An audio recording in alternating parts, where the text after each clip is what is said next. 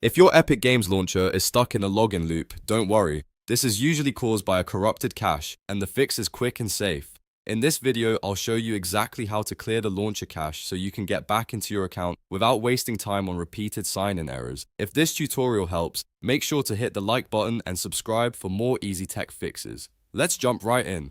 First, fully close the Epic Games launcher. This is important because you don't want any launcher files still running in the background while you delete the cache.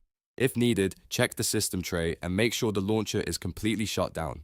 Next, press Windows key and R on your keyboard to open the run box. In the text field, type %localappdata%, then press Enter. This will take you directly to your local AppData folder, where Epic Games stores launcher data on your PC. Once the folder opens, look for the Epic Games launcher folder and open it.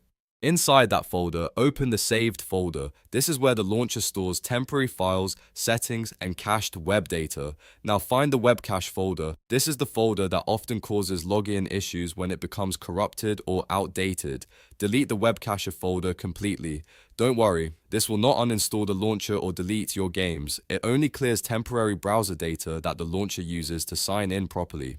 After deleting the Webcache folder, restart your computer. Restarting helps refresh the system and make sure the launcher starts with a clean cache. Once your PC is back on, open the Epic Games launcher again and try signing in. In many cases, this simple cache reset fixes the login loop immediately. If it still gives you trouble, double check that the launcher was fully closed before deleting the folder, then repeat the steps carefully, and that's it. You've cleared the Epic Games launcher webcache and fixed the login loop the easy way. If this video helped hit you out, please give it a like, subscribe for more helpful tutorials, and I'll see you in the next one.